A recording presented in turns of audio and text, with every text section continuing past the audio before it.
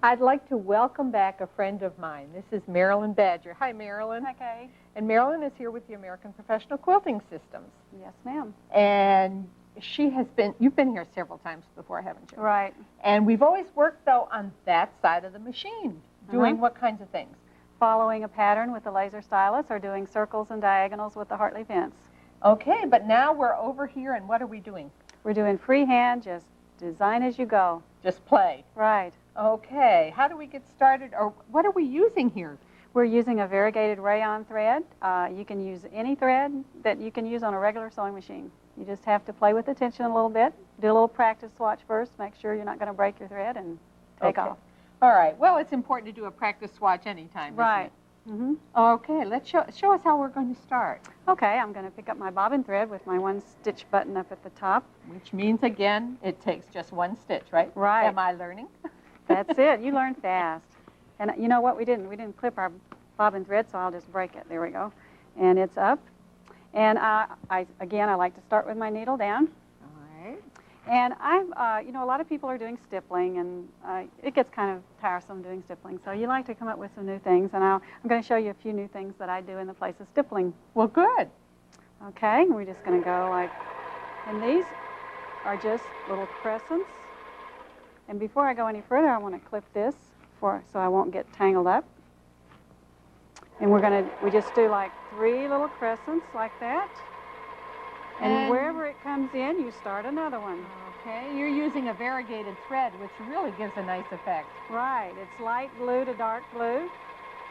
And I just keep doing this until I filled in the area that I want instead of stippling. And it's really a neat new little touch. Now, you can also, if you don't want to do that one, you can come over here and you could make them pointed. Just repeat them. Come down here. Do some more points. Sometimes you don't have to do 3. You can do 2 if you want to, or just whatever it takes to fill in an area and get back to where you want to do another one. Now, you can also do, say if we wanted to do a few little stars, you can do freehand little stars like this. Throw in a little loop-de-loop here. Go up here and do another one. This would be good on like a 4th of July or some starry nights or whatever quilts. It's just how you move the needle. It's yes, and it's very easy to move. It's so lightweight. You don't need a lot of pressure. You don't need to grip it hard to show your knuckles. You just be relaxed. Okay. Yeah, it does look very easy to move. Yeah. Just one finger, maybe? It is. Yes, you can. All right. Great. Now I have another one where we just kind of expand on this. You can then work like a little feather around it. This is great for a real contemporary overall quilting pattern for a contemporary quilt. And this, I'm just basically making it up as I go. I might want to throw in a little swirl here, do a little thing right there, do another swirl here. If you get in trouble, then you can throw in one of those little crescent things and fill that area. And go in a different direction. Right, and just keep going until you've got everything quilted overall. Or you can use it in borders or in blocks or whatever. Gee, that looks like a lot of fun. It is. Now, freehand motion or freehand quilting like this, does it take longer to learn than the pattern designs? You know, it depends on what you spend the most time doing when you first get your machine. I encourage my students to learn the patterns good because I feel like when they get comfortable on that side of the machine, they can do anything. Okay. If you start out on the freehand side, or say you do circles and diagonals mostly, you're going to have trouble with your borders and things that you want to work really accurate patterns with if you're not practiced at it. So you need to practice all of it, I Everything, guess. And in your workshops, that's what you do. Yes, right? We cover it all. Gee, this really looks great. Let's take a look at some of the quilts that have some of the free motion quilting. Okay. All righty. This is a tessellation quilt, and this I have quilted in the variegated thread, different color variegated threads, And I'm using this last stitch that we did with the crescents and the little flowers, and it's kind of patterned after what Carol Breyer Fowler does, only, of course, she's the master. Right, that's for sure. But it does show you that you can do that intricate stuff on this Oh, look machine. at that one. That's great. Now, this is a quilt from Crystal Carter's book, A Child's Garden of Quilts, and it's all log cabin with a little bit of applique. And I did a lot of different background stitches on that. Oh, look. Basically, his face is echoed with some kind of expression for his mouth and eyes. And this is a jewel box. That is the background is in the filler stitch that we started out with, the crescents, instead of the stippling.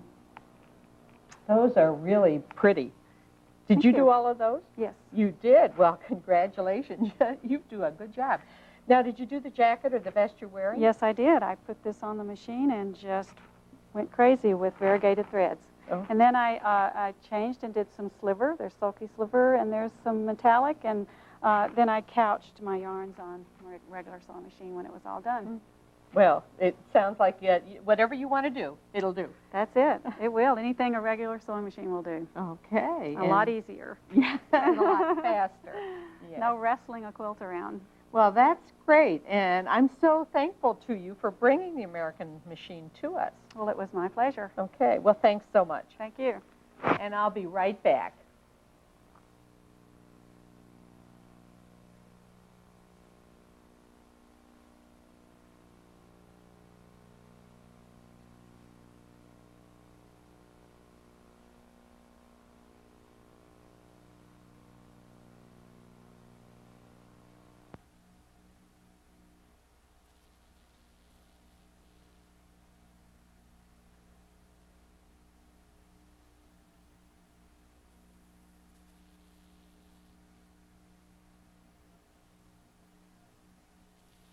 American Professional Quilting Systems. Hi, Marilyn. Hi, Kaye.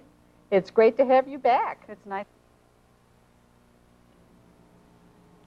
Joining me now for some machine quilting is Marilyn Badger from the American Professional Quilting Systems. Hi, Marilyn. Hi, Kaye.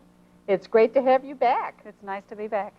Now, you have shown us before large quilts, small quilts, wall hanging sizes, all with different kinds of techniques on the quilting machine. What are you going to show us today? Today we're going to do some clothing. Oh, great.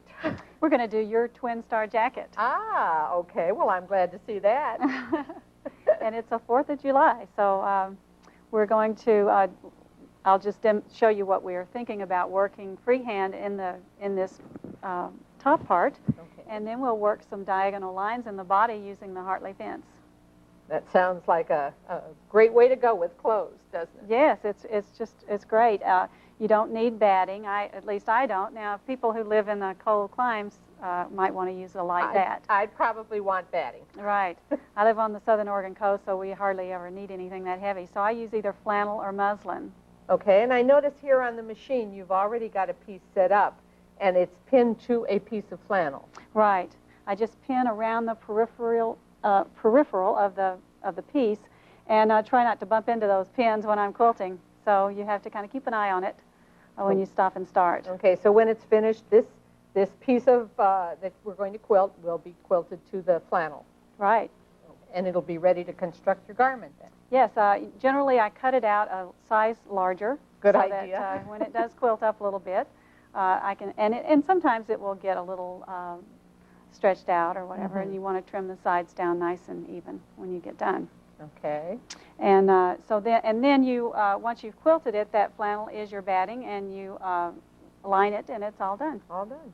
Okay. Well, how are we going to get started here? Well, you'll notice in my fabric I have kind of a pattern in the fabric, which is some diagonal lines, and so I'm going to try to just hit those diagonal lines and quilt right up that way. So I have my fence over here. My Hartley fence is here, and it's lined up. I have the bar locked in for that angle, so you never have to change it again.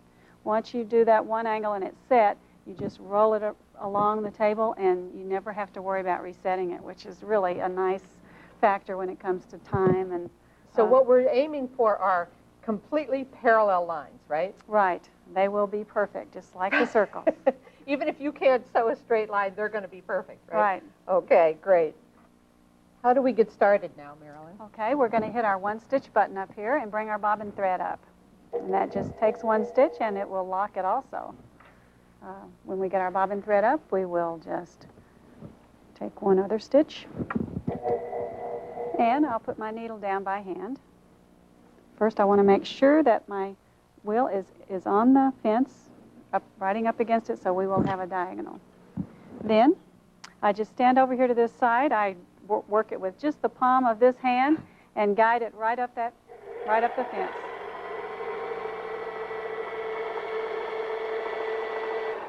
And then when I get to the end, I will do a little bit of back stitch because it goes right over the previous stitching and it's hidden. Okay.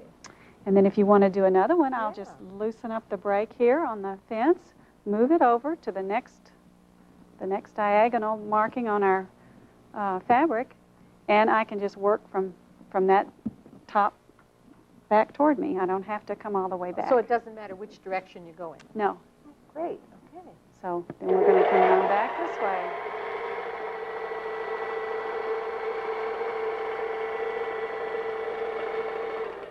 Now, you said you were doing this with just the palm of your hand. How much pressure does it take to move it? Just very little. Just enough to hold the wheel against the fence so that it won't get off of it. And the wheel against the fence is what keeps the lines parallel. Right, and perfectly straight. Okay. So you're going to do the whole, this is the front and the front or the back of the jacket. Right.